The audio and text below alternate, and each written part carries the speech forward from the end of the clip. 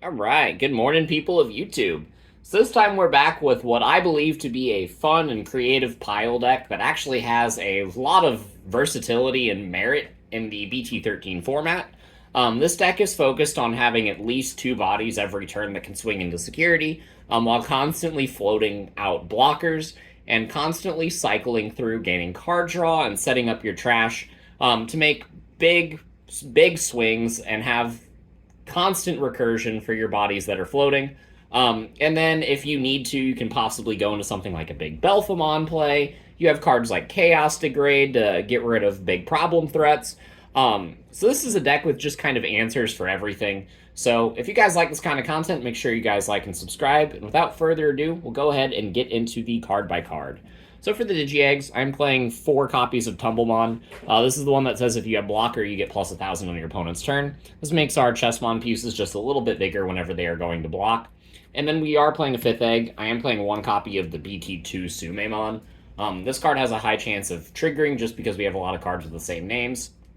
And you do want to be playing 5 eggs because you are playing cards like Analog Youth and the Gizmon package, which utilize the cards in your raising area for resources. So these cards are pretty mandatory, and they add stuff to the deck. So for the level 3s, we got 3 copies of Chikurimon. This is the only non-chess piece level 3 that we're playing that can evolve on top of our egg.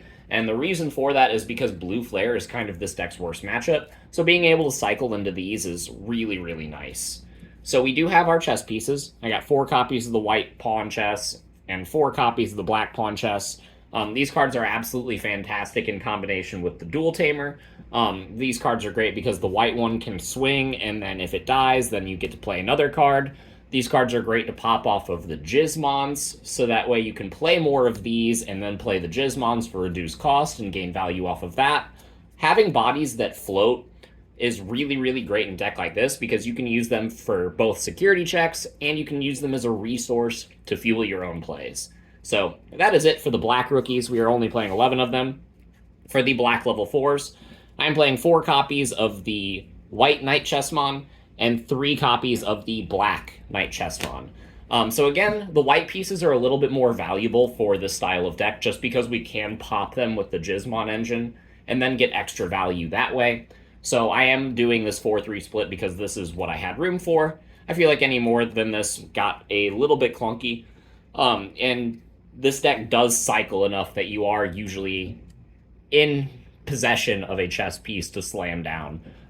This also helps facilitate the minimum of 6 or the maximum of 6 hand size that Belphemon requires to get the Sec attack up 1 because you aren't digivolving as much except into these cards, and you are playing cards from your hand for free, which does keep your hand size pretty mid, which means the Belphemon gets to trigger. So these cards are really fantastic for the overall strategy, and that is it for the low-end chess pieces.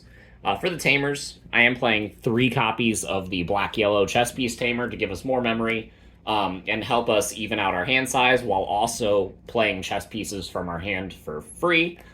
This card is absolutely fantastic, and it can help us keep turn in positions and help us steal turns and others. It's a great card. It's super clunky at 4 in a deck like this, but 3 seemed to be a fine number for what I was intending to do. So I am playing 3 copies of Analog Youth. This card serves as kind of glue between the 2 engines, and immediately after this card, we will be transitioning into the other engine. But this card helps us by setting up our trash. It also helps us get extra memory. It helps us get the chess pieces into our hand and the Gizmon pieces into our trash. And if we are popping our egg to play cards like Proto Gizmon, then this card can help us recycle that egg if we are deleting a level 5 on our turn later. This card is just really good in a lot of different aspects, and it truly is glue that helps hold this deck together. So we are playing 3 more Tamers in the list, and they are 3 copies of Akihiro Kurata. This weeb. This is the Gizmon Tamer. This helps us by letting us cycle cards from our hand on our opponent's turn. And then it can blow up level 6s or below. Or just level 6s.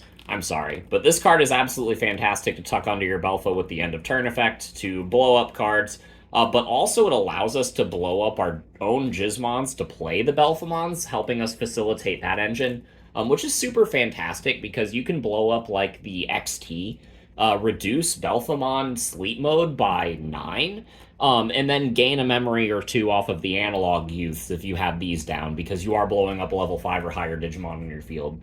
Which means you can play cards like Belphemon for like 1, maybe 2 memory sometimes. So this card is absolutely fantastic. Again, same logic with the other two. I felt like 4 is clunky. 3 seemed to be the perfect number for all of these Tamers because they all did very different things, but they were all super important. And so, yeah, that's the middle of the deck. For the Gizmon engine, we are playing 4 copies of my boy P-Jizzy. We are playing 4 copies of Gizmon AT, and we are playing 4 full copies of Gizmon XT. So the Gizmon XT gains a bunch of value because we are able to blow up our level 4 chess pieces to play this card out, letting us float bodies, letting us do a bunch of things, and get the Tamer out of our trash for free. Also, these bottom cards let us draw more cards, and they all float into each other. So we're able to swing with the chess pieces, we're able to swing with these and get our opponent to like 2, maybe 3 security super early game. And then we can use the Akihiro to pop one of these cards to go into the Belphemon sleep mode. So this Gizmon engine sets up a lot. It helps the deck be consistent, helps us provide an offensive play, and helps us ramp into the true boss monster of the deck. So we do play the 4 copies of the sleep mode and only 3 copies of the rage mode, because you really don't need to see Belphemon in order to win the game because you have constant aggression with the chess pieces in the Gizmon package. You need to see more copies of sleep mode than rage mode because you only need to see 1 rage mode to win, but if you don't close it out with just that 1 turn, then you can use the sleep modes to prolong the game, make it so that you can trash cards in your hand to prevent attacks, and also make it immune to everything, which is fantastic. And again, the Belphemon Rage mode can blow up your bodies to unsuspend itself once per turn whenever swinging. So you can blow up a chess piece or a Gizmon and then get more bodies back, and then unsuspend this, and then swing again. And it puts you in a position where you're just taking so much security so quickly that unless your opponent opens like a god hand, then they aren't beating you. And this is a really funny way, in my opinion, to play the Digimon card game. So we do have a couple other flex slots that are included in the deck. I am playing the 1 copy of Nidhogg to help us gain extra memory whenever we discard it. This card is a lot of fun, and it's one of the cards that I would heavily consider bumping up in the list. The only problem is if you aren't discarding this, then it's kind of a brick, which isn't great, but it is you discard it and you gain memory. So it's a combo extender. It can help you force your opponent to end their turn. If you do the Gizmon cycle on their turn. So it's really nice. I do love the 1 of Nidhogg, but I would consider bumping it up to 2. But that comes at the cost, like, what are you going to cut in this list? I think everything is kind of necessary at the ratios that I've had it earlier, but the last card in the list is going to be the 3 copies of Chaos Degrade.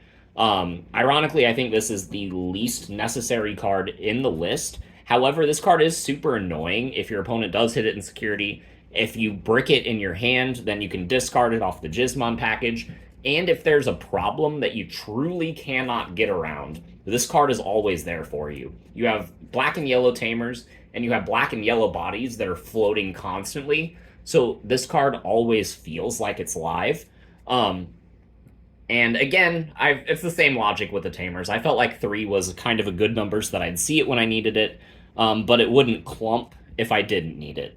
So yeah, that's it for the deck list. It is definitely a hodgepodge of a lot of different things, but I think that it does all work together, and it will always leave your opponent on their toes. So let me know what you guys thought in the comments down below, and we will see you all in the next video. Bye, everyone.